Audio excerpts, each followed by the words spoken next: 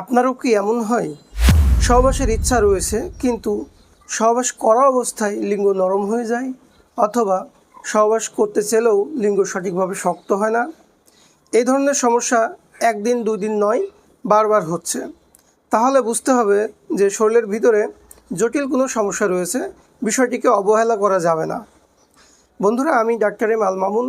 আমি আজকে আপনাদের সামনে একটি গুরুত্বপূর্ণ বিষয় নিয়ে আলোচনা করব, যে বিষয়টি আমাদের সকলেরই জানা এবং বোঝা উচিত। ইচ্ছা থাকা সত্ত্বেও লিঙ্গ কেন শক্ত হচ্ছে না, বা হলেও সহবাস করা অবস্থায় কেন লিঙ্গ নরম হয়ে যায়, এই বিষয়টির পেছনে মূল কী কারণ রয়েছে এই বিষয়টি নিয়ে।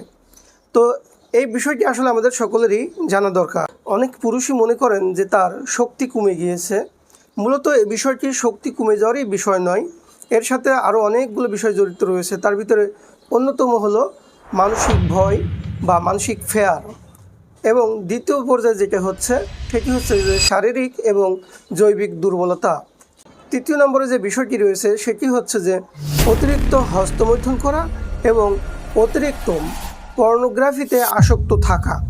এই যে তিনটি বিষয় বললাম, এই তিনটি বিষয়ের ভিতরে যদি কোনো পুরুষের ভিতরে কোনো একটি বিষয় থাকে, তাহলে তার এই ধরনের সমস্যা হতে পারে।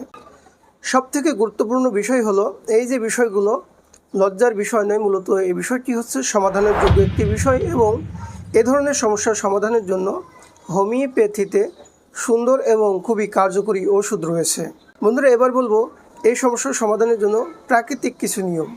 মূলত এই ধরনের সমস্যা যাদের হয়, বিশেষ করে যারা মানসিকভাবে ট্রমায় থাকেন, বা মানসিক যে আঘাত বা কষ্ট, এই কষ্টের যে কারণ রয়েছে, বা মানসিক যে স্ট্রেস বা চাপ, এই চাপের যে কারণ রয়েছে, এগুলোকে অবশ্যই দূর করতে হবে।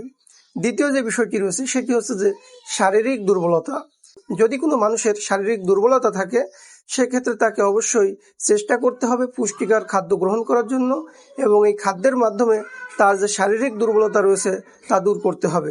তৃতীয় নম্বর যে বিষয়টি রয়েছে সেটি হচ্ছে যে কায়িক পরিশ্রম বা স্বাভাবিক যে সকল এক্সারসাইজ বা ব্যায়াম রয়েছে, এগুলো করতে হবে। এগুলোর মাধ্যমে একজন মানুষের শরীরের যে স্বাভাবিক প্রক্রিয়া রয়েছে সেটা উত্তীর্ণ হয় এবং সেটি আরও উন্নত হয়। বন্ধুরা, এরপরে বলবো হোমিওপ্যাথিক কিছু ওষুধের কথা, যে ওষুধগুলোর মাধ্যমে এই ধরনের সমস্যার সমাধান করা সম্ভব। বিশেষ করে এই ধরনের সমস্যার সমাধানের জন্য হোমিওপ্যাথির একটি গুরুত্বপূর্ণ ওষুধ হচ্ছে লাইকোপোডিয়াম ক্লাভেটাম।